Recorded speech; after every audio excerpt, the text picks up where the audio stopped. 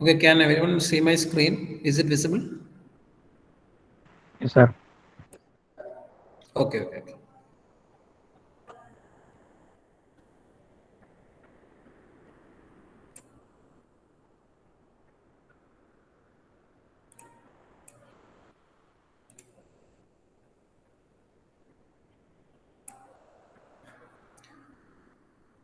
Okay, in the last class we studied about uh, various phenomena, understeer, oversteer and all.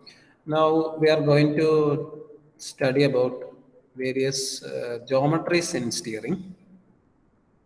So some of the geometries that we'll see in steering is camber, caster or caster. It is the same. So it is spelled CASTOR or even CASTR. It's both the same thing. Then comes the kingpin, inclination, toe in and toe out. Okay, these are some of the steering geometries that are present in a vehicle, and these are provided for the stability of the vehicle or the better wearing of tires, uniform wearing of tires, and for that purposes and all, we are providing certain steering geometries. So the first one is camber. So as you can see in the figure itself, so this is called a kingpin. Okay, when you take a vehicle and you are taking the tires, okay, you are looking from the front of the vehicle. You are looking from the front of the vehicle, and from the front you can see this is the tire. Okay, normally, when we look at the tire, you can see it is in a straight position, that is in an upright position or in the vertical direction.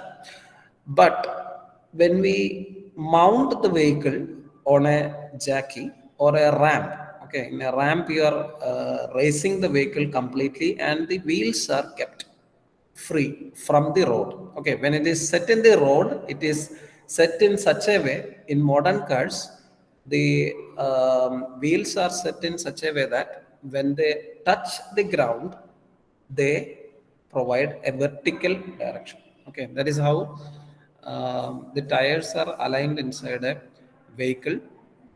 So when we raise the vehicle on a ramp, you can see the tires are present in this directions. Okay, you can give it in this direction or in this shape. Okay, there are two types: negative camber and positive camber. If the tires are aligned in such a manner as shown here, it is called positive camber, and while if it is mounted in such a way, it is called negative camber.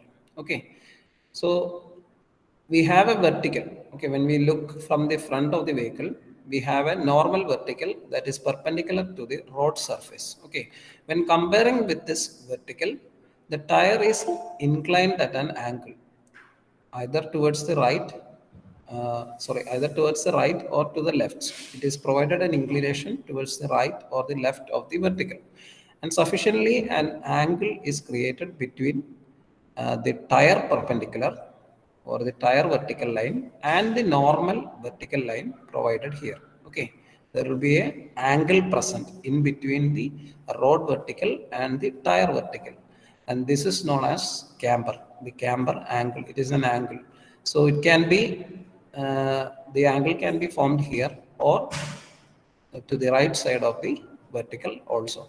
So this is the tire that we'll be looking from the front view. This is called a kingpin, which will explain it later. And between that, the vertical of the rod and the vertical of the vehicle, an angle is created, and that is known as camber. So the angle is created in such a way as shown here. It is called negative camber, and if it is provided in this condition, it's called positive camber. So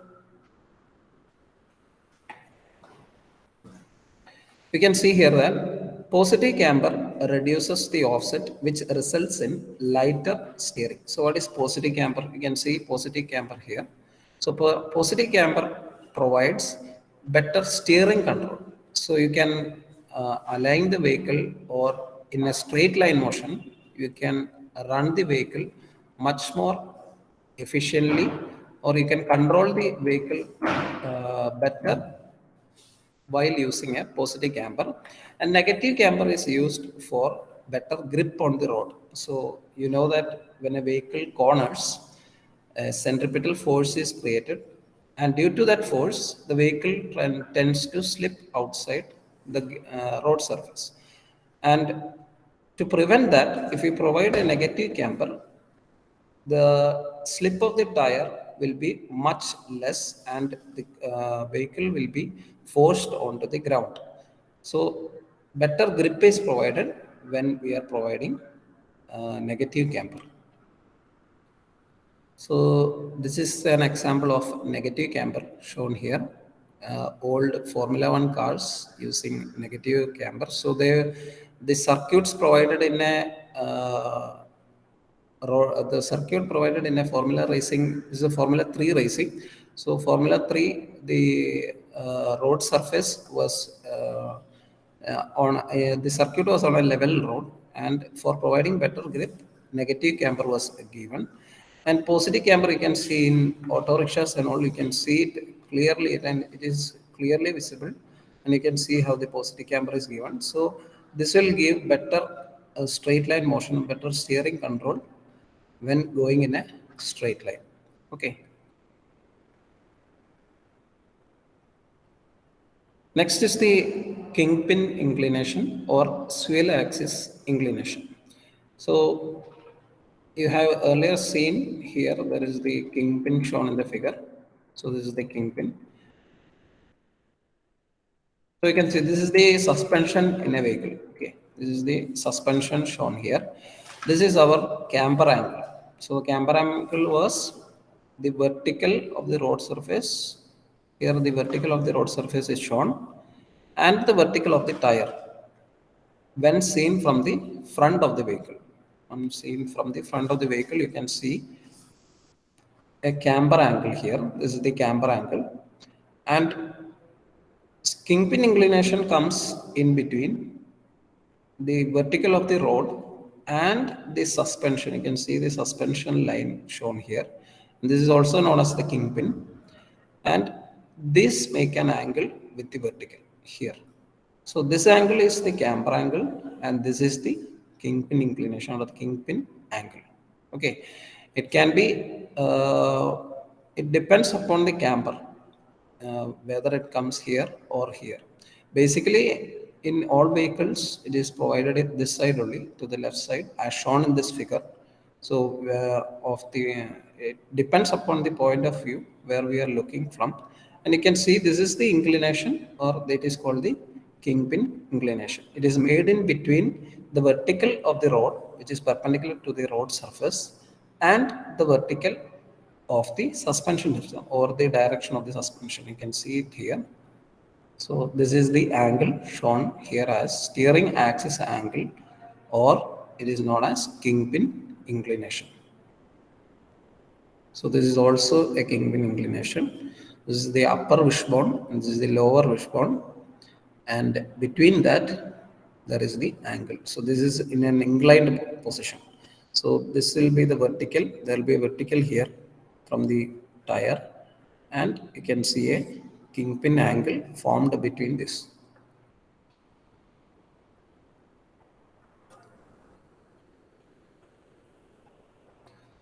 Next is the caster. So it is spelled CASTOR or CASTER. Both are the same. So you can see that it is defined as the angle between the kingpin center line and the vertical. So when you are looking from the side, so both in the case of kingpin and camber, we were looking from the front of the vehicle. So you can see from the figure itself, we are looking from the front of the vehicle. But in the case of caster, we are looking from the side. Okay, when we are taking the complete circle of the wheel, there will be a vertical to the road. Okay, this is the road surface. This is the vertical that is provided. And from that vertical, you can see this is the caster.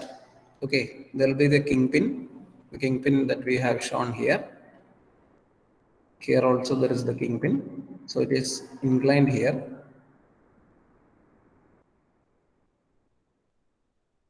So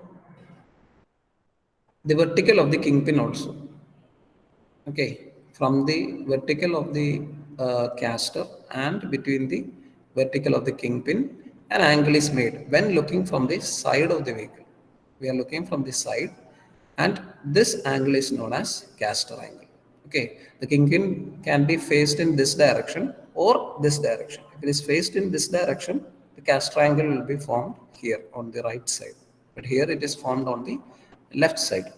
So if the kingpin center line meets the ground at a point ahead of the vehicle center line, it is called positive caster. So this is ahead.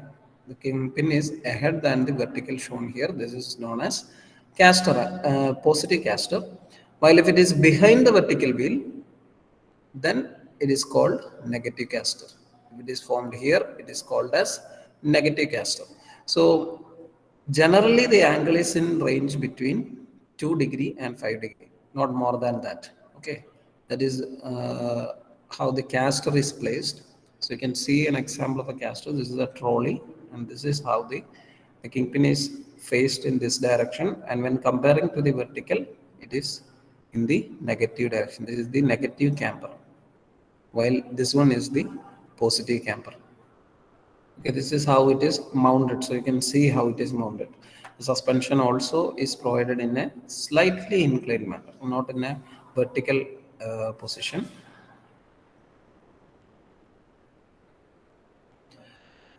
Next is toe in and toe out.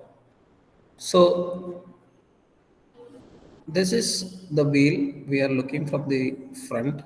This is the front of the car. So we have been giving 2 points here, A, the distance A and the distance B. So this is the case of negative camber. So you can see how the wheels are kept aligned and apart from each other. It is inclined in such a way that it is from the vertical, it makes a camber angle, and it is in the shape of a negative camber. So you can see negative camber here. So this is the negative camber. In positive camber, the wheels are faced inwards, while in negative camber, it is faced outwards.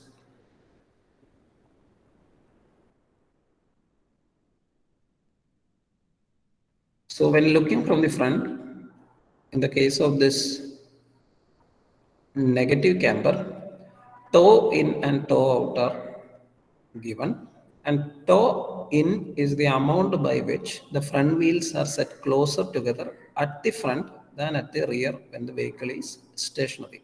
So we are adjusting these distances. Okay, toe in and toe out is nothing but the distance between the tires provided at the front and the rear.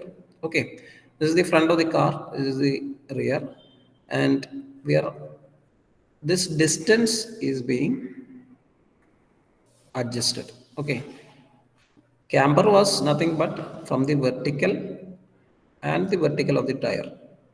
That angle is known as camber, while toe in and toe out we are adjusting these distances. Okay, when we are mounting the vehicle on a ramp and when it is raised, we have a nut provided in that which adjusts the toe in and toe out, and this adjusts the distance between the tires of the front and the rear.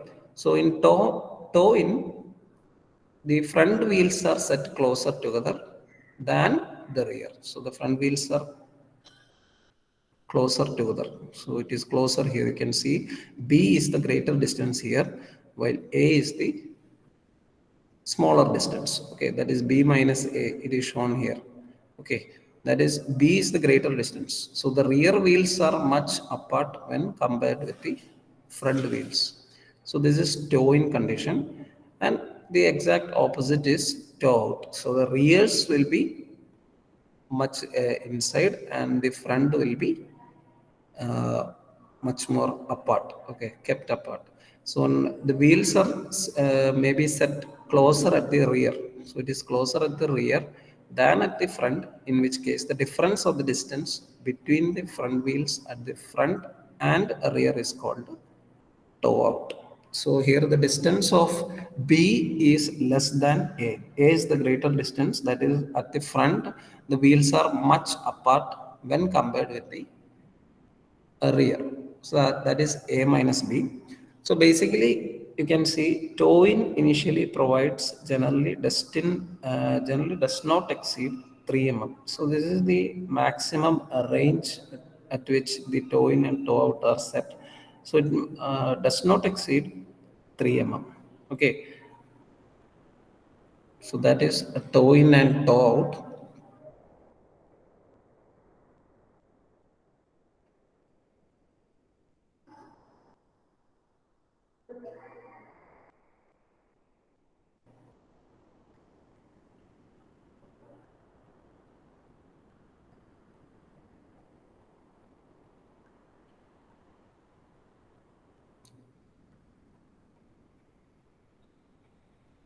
Okay, while setting the camber angle, you can see that since camber increases tire wear, the camber angle seldom exceeds 2 degree. Okay, it is kept above 2 degree. It is set above 2 degrees. So when you are racing the vehicle, when we are looking the vehicle on a road, you can't see this difference. Only in the case of an auto rickshaw and all, you can see it is in the positive camber. It is clearly visible. So when you raise it, even when we are racing the auto rickshaw on a ramp, you can see this wheels will be kept much more closer. Okay. So when it comes into contact with the road, it can move a little apart. Okay, that is why when setting negative camber and positive camber in a vehicle or a car, you will see the vehicle tire to be, it will appear to be vertical to the road, but a slight negative camber is provided or a positive camber is provided for different purposes. So the negative camber is provided for better grip on the road, while the positive camber is provided for better steering. Okay, so you can see here the negative camber reduces the camber angle when the vehicle is cornering and the vehicle tilts. Okay, that is when the vehicle is cornering, you know that due to the centripetal force, the vehicle tends to move outwards and it can sufficiently roll, okay, outside the road. So to avoid that, negative camber is provided, and negative camber provides better contact on the road. And the wearing of the tires, you can see both are faced in such a manner. And here in negative camber, the inside of this wheel, okay, this inside of the wheel is having much more contact than the outer end of the wheel. The inside here, this is also the inside, and the outside has the inside has better contact with the road than the outside. So the wearing of the tire in the inside will be much greater than the outside in the case of negative camber. While in the case of positive camber, you can see that the outside will be in much more contact than the inside, and the bearing of outside of the tire will be greater in the case of positive camber. So when setting the camber angle in both positive and negative camber, the inclination is provided at a greater distance than 2 degree.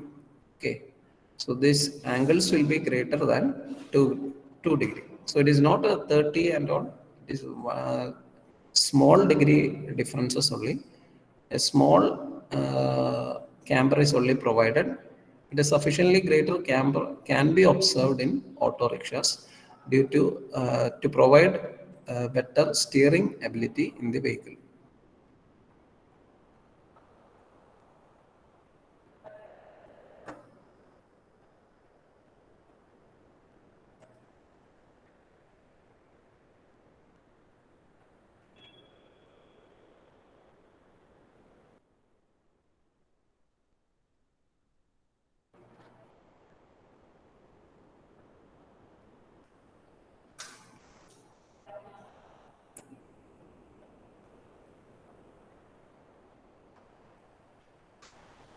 Okay, next is another term that is known as negative offset, or it is known as negative scrub radius.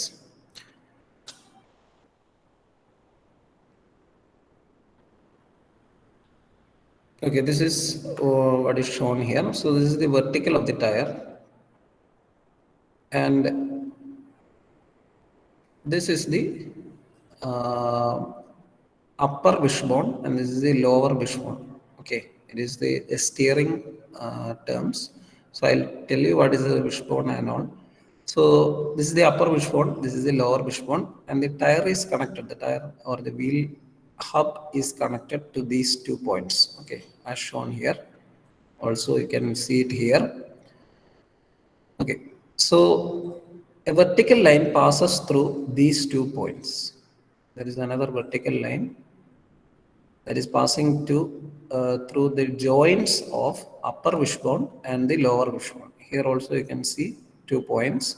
This is the upper wishbone, this is the lower wishbone, and the vertical passes through this, and it makes a contact on the road.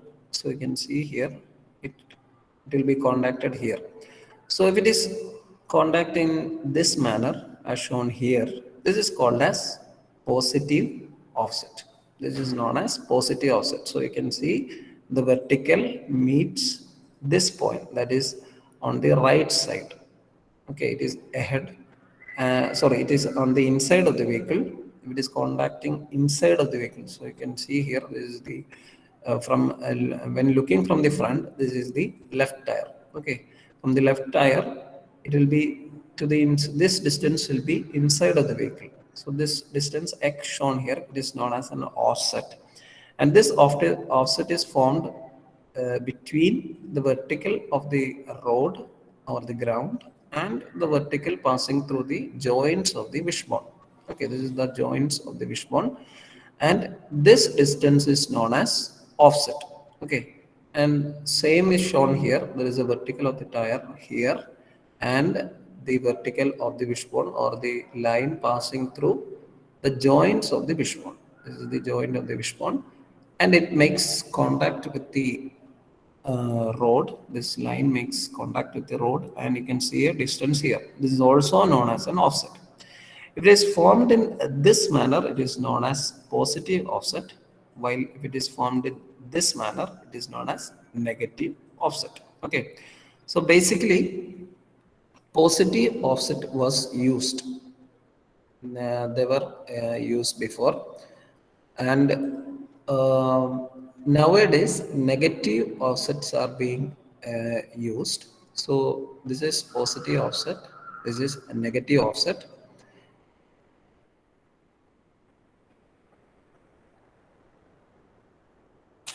So the reason for using negative offset was negative offsets provide much more stability than positive offsets. Okay, stability during steering conditions, that is during straight line conditions, and even during cornering conditions. So during cornering, we know that centripetal force acts and the vehicle tends to roll or slip outside the road, and to avoid that, we will be providing camber. Additionally, we will be also providing offsets in this manner. So in positive offsets, the slip conditions were greater when compared with negative offsets. So nowadays negative offsets were created. Okay.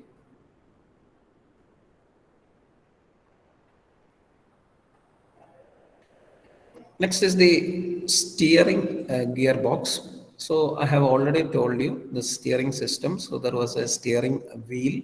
From the steering wheel, it goes to an universal coupling, and from the universal coupling, it goes to the steering gearbox. So the function of a steering gearbox is nothing but to convert the rotational motion provided in a steering wheel to the linear motion of the wheels. So you know that the wheels turn linearly by means of a rack and pinion, which I have shown you in the previous class, and the wheels are tilted in the Ackerman position.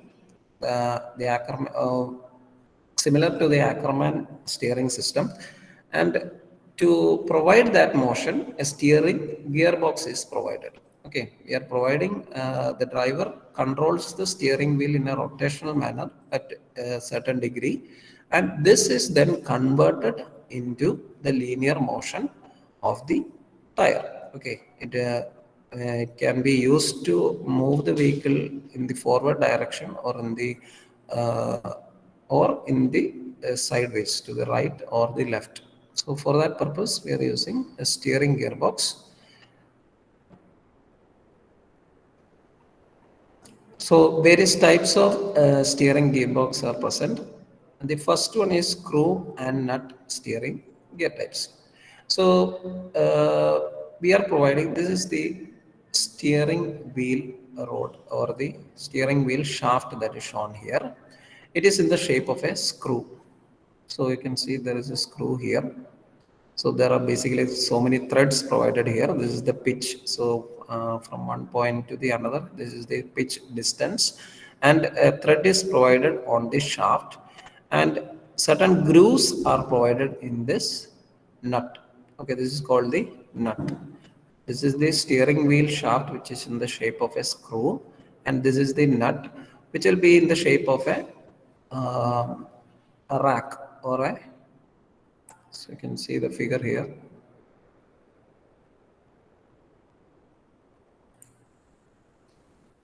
So this is what is happening. This will be inside here. Okay, there will be a screw here.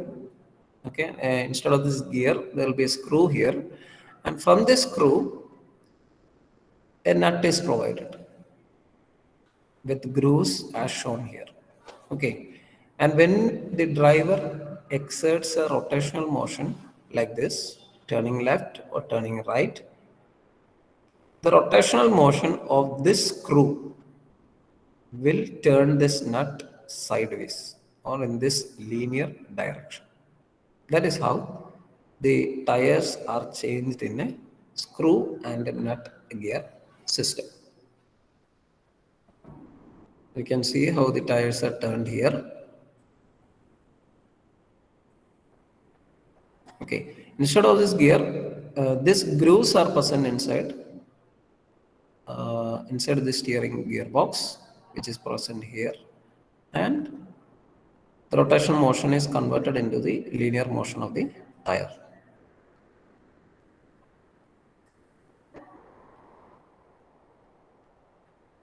Okay. So this is the screw and nut steering gear mechanism.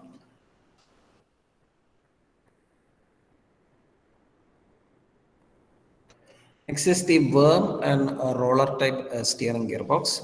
So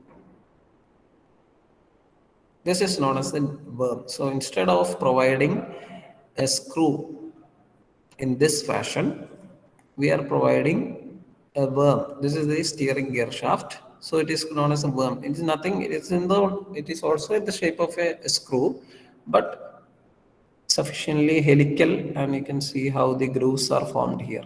Okay, the grooves are formed in this direction, and this is known as a sector or a roller. Okay, this is known as sector or a roller, and both are termed as worm and a roller.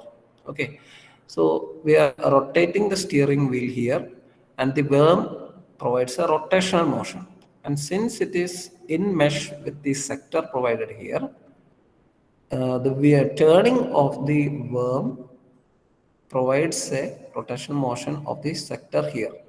Okay, there will be a sideways motion of the sector here.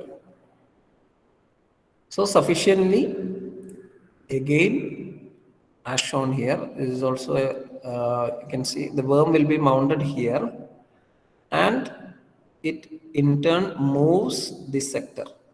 Okay, sector to a sufficient angle. It will be turning like this, and the left right motion is provided.